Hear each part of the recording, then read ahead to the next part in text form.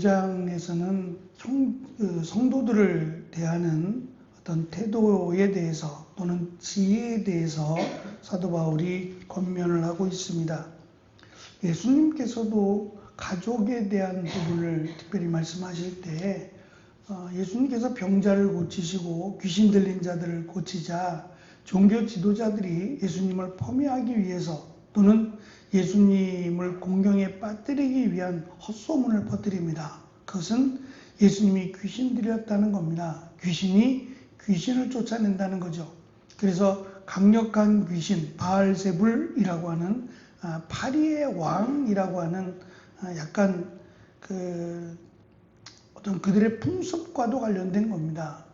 근데 그 소문이 나사렛에 들려졌고 예수님의 어머니와 동생들이 예수님께 나아옵니다.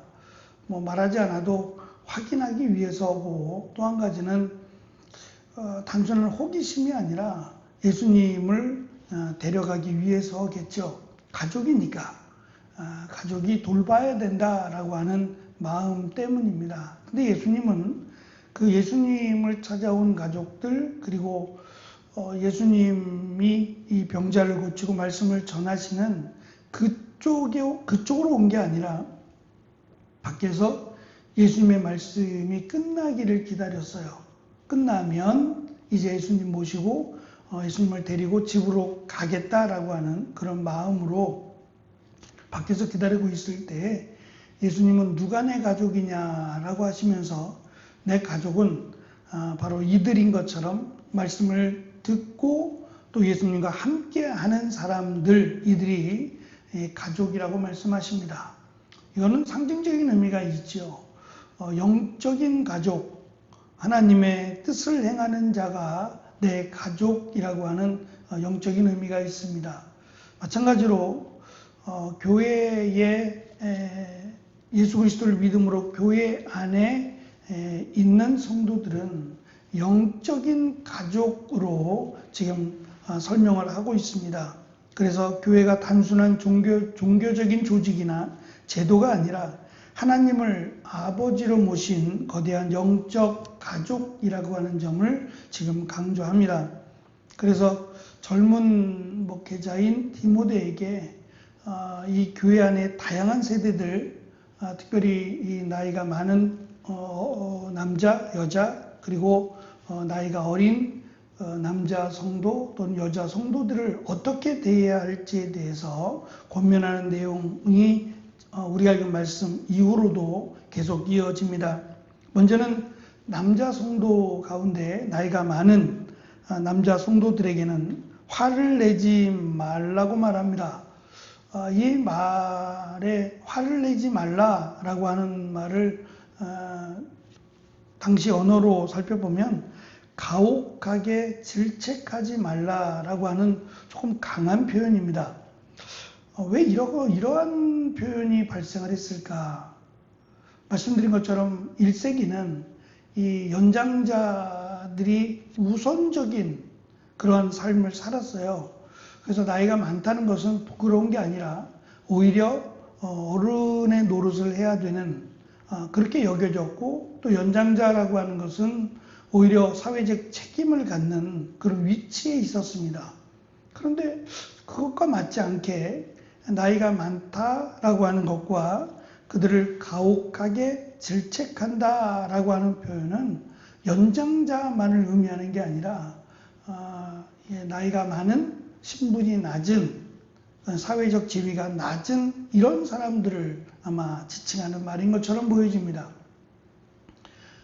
무시하거나 그들을 함부로 대하는 이게 보편적인 일이었어요. 일단 나이가 많다라는 것은 말씀드린 여유도 있고 사회적 지위가 있고 그런 사람들은 대우를 받습니다. 오히려 나이가 많다는 것이 그들을 존중하고 그들을 세워주고 하는 그것이 보편적이었는데 반대로 지위가 낮거나 사회적 어떤 생활의 수준이 못하거나 그래서 보통 노예라고 하는 이런 직업을 가진 사람들은 일도 할 수 없고 또 나이가 많다는 것은 짐승 취급을 받았어요. 그러니까 우리가 흔히 이 나쁜 말 못된 말 중에 밥값도 못한다라고 하는 이런 표현들이 어울릴 만한, 근데 그런 사람들이 교회에 왔을 때 역시 마찬가지로 교회에서도 무슨 일을 하기에는 일단 나이가 많고 또 제대로 할 수 없는, 그래서 사람들이 아유 왜 저런 사람들이 라고 할 수 있는 그런 사람들, 그러니까 극과 극이죠. 나이만 많은 게 아니라 자신도 스스로 감당하지 못하는 그런 사람들도 교회에 있었단 말입니다. 그들을 사회적인 시각이나 사회적인 처우하는 식으로 대하지 말라는 겁니다. 심지어는 예상치 못한 말이죠. 아버지를 대하듯이라고 말합니다. 굉장히 충격적인 표현일 수밖에 없습니다. 이들을 가족, 그리고 특별히 아버지를 대하듯 대하라고 말합니다. 이거는 정말 사회적인 어떤 모습에서 볼 때에는 굉장히 충격적인 모습이 아닐 수 없어요. 단순히 나이가 많다라는 정도가 아니라 사회에서는 짐승 취급받고 또 아무런 쓸모가 없는 사람 취급을 받는 그들인데, 교회에서는 아버지를 대하듯 그들을 대해야 된다라고 강조를 하고 있습니다. 그리고 이어지는 내용이 나이가 어린 그런 그 청년들, 디모데보다 더 나이가 어리거나 하는 그들을 대할 때 디모데 역시 그들에게 권위를 내세워서 정죄하기보다는, 또는 그들을 형제를 대하듯, 나이가 어린 청년들을 대할 때는 형제를 대하듯이 대하라는 겁니다. 무시하거나 권위로 그들을 누르거나 하지 말고 형제를 대하듯, 목적은 그거죠. 형제를 대한다는 것의 목적은 그들을 돌보겠다는 것이고 그들을 선한 길로 인도하겠다는 것이 목적입니다. 형제들이 실수한다고 형제들을 무시하거나 마치 짐승 취급하듯이 하지 않죠. 형제니까요. 그래서 영적인 가족이라고 하는 점을 꼭 기억하고 실수하거나 잘못할지라도 그들을 무시하거나 그들을 함부로 대하지 말고 그들을 가족과 같이, 동생과 같이, 형제와 같이 대하라고 권면합니다. 두 번째는 여자 성도들에 대한 겁니다. 나이가 많은 여자 성도들 역시 그들도 말씀드린 사회적 지위가 낮거나 또는 경제적인 여유가 없는, 그래서 이 언어 자체도 이 뒤섞인, 지금 문화가 뒤섞여 버렸어요. 그래서 그들의 언어, 그러니까 에베소 지역의 언어가 있을 겁니다. 그리고 보편적인 언어인 헬라어가 있을 것이고, 헬라어도 그냥 일반적인 사람들이 쓰는 언어와 조금 더 철학적인, 그리고 배운 사람들이 쓰는 언어가 좀 다릅니다. 우리가 보통 시장 언어라고 하는 말들과 또 사회적인, 말만 들어보면 저 사람이 배운 사람이고 저 사람이 어느 정도 신분이 있는 사람인지 없는 사람인지가 이 언어에서 확 드러나죠. 그래서 이 다양한 사람들이 교회 안에 모였고 또 그들의 언어를 쓴단 말입니다.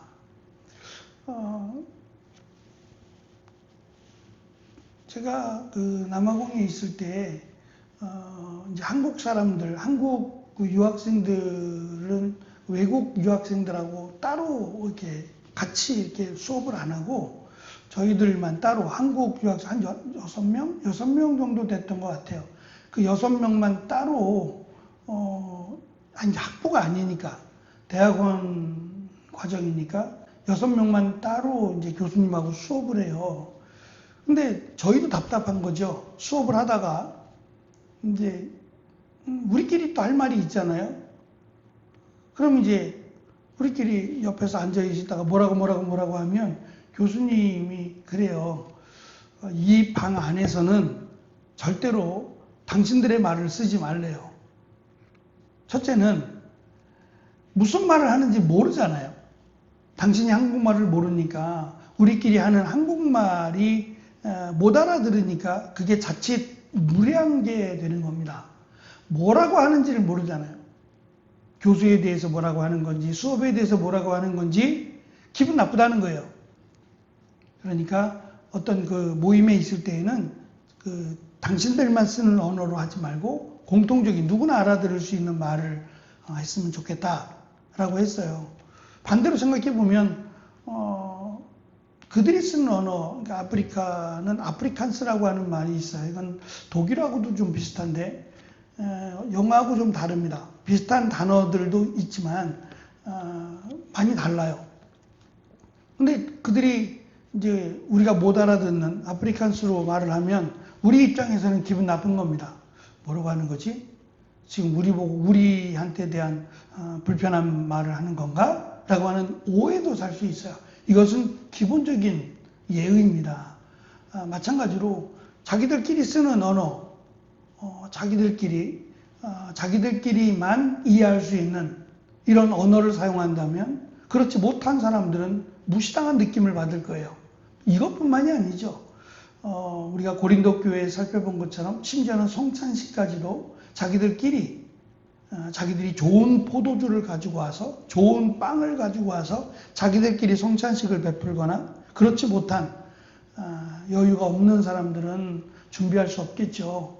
그럼 교회에서 준비를 했을 텐데 그렇게 끼리끼리 비슷한 사람들끼리 교회 안에서조차 이 모습이 결코 아름답거나 영적인 가족의 모습은 결코 아님을 사도 바울이 권면하고 강조했던 것처럼 에베소 교회도 그랬을 가능성이 매우 높습니다. 언어를 사용하거나 또는 어떤 음식을 나누거나 할 때도 역시 마찬가지겠죠.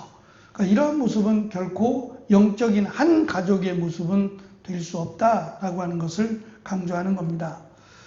특별히 강조하고 있는 것은 이 어르신들에 대한 부분보다는 이 젊은 나이가 어린 대상자들에 대한 특별히 나이가 어린 여자에 대한 부분을 강조합니다.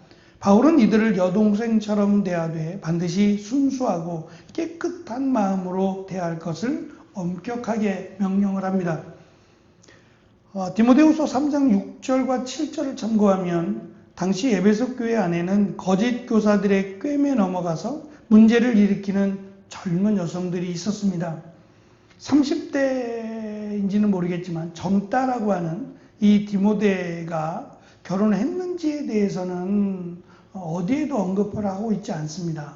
그리고 디모데는 바울과 함께 다녔고 또 바울이 볼 때 디모데에게 이 에베소 교회를 맡길 정도라면 아무에게나 맡기지 않았을 게 분명해요.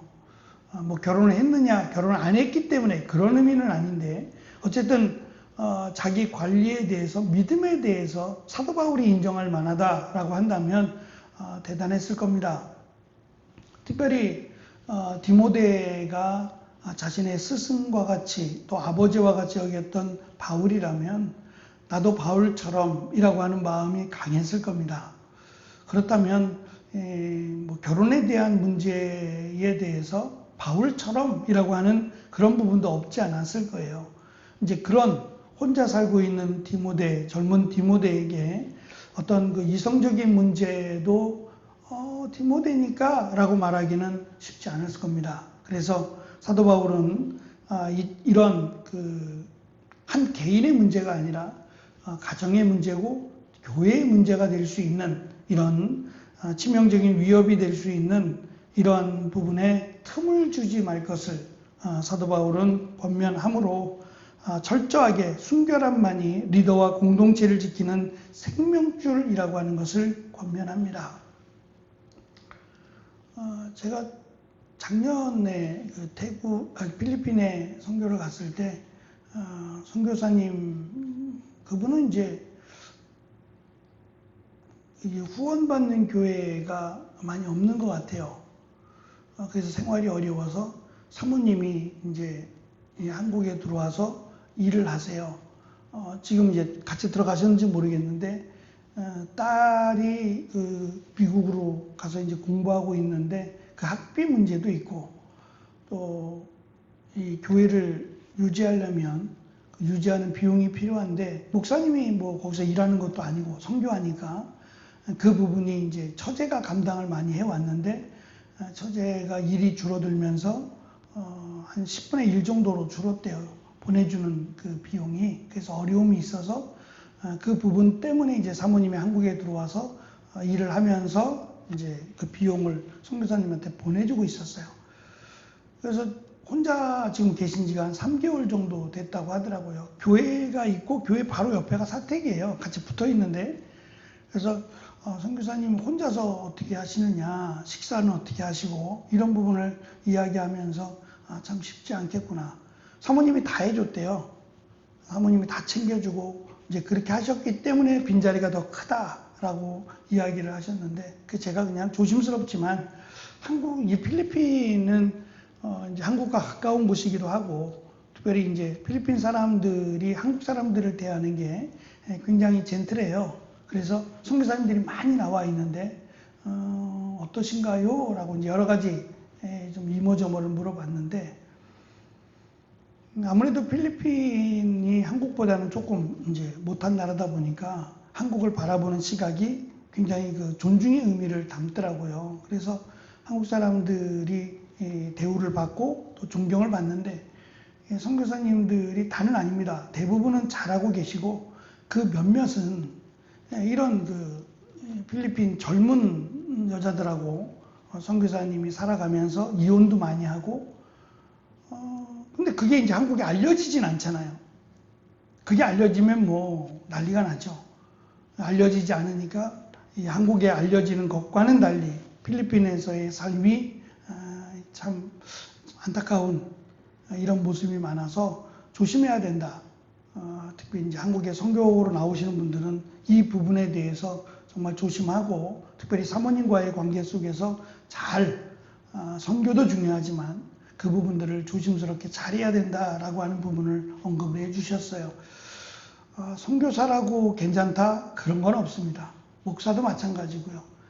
그래서 사도 바울은 이 부분에 특별히 젊은 여자 성도들을 대할 때 순수하고 깨끗한 마음을 강조합니다.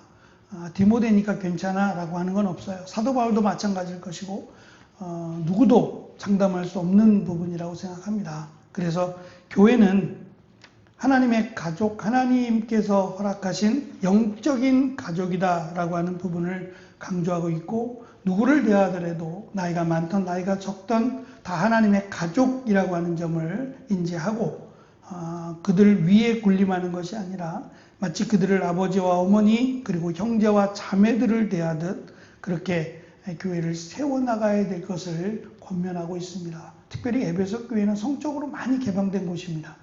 특별히 종교성이 짙어서 우리가 잘 아는 아담이 신전에서 사제들과 성적인 교합을 했던 곳입니다. 대놓고 아예. 그렇다면 그 문화가 교회 안에 들어오지 않았을 리가 없어요. 특별히 하나님의 일을 맡은 그러니까 신이라고 하는 하나님의 일을 맡은 그들의 입장에서는 사제가 될 텐데, 그런 목회자를 존중하고 마치 어떤 신적인 그런 어떤 그 요소가 있다라고 생각한다면 그들의 손을 한번 잡아보기를 원하고 그러지 않았을까요? 이런 부분에 있어서 디모데가 해야 될 역할이 클 겁니다. 사도 바울도 그런 유혹을 많이 당했어요. 신으로 생각하고 그 앞에 엎드리고 하는 이런 부분 속에서 나는 당신과 똑같은 사람이다 라고 하는 것을 언급해 왔었습니다. 그래서 교회 공동체가 서로를 향한 깊은 존중과 깨끗한 마음으로 충만해져서 세상이 흉내낼 수 없는 진정한 영적 가족의 아름다움을, 또 영적 가족의 하나님이 주시는 은혜가 가득한 교회로 세워지기를 사도 바울은 권면하고 있습니다. 우리 교회도 이런 부분에서 하나님 보시기에 기뻐하시는 교회로 잘 세워져 갈 수 있도록 함께 기도해 주시기를 바랍니다. 기도하겠습니다.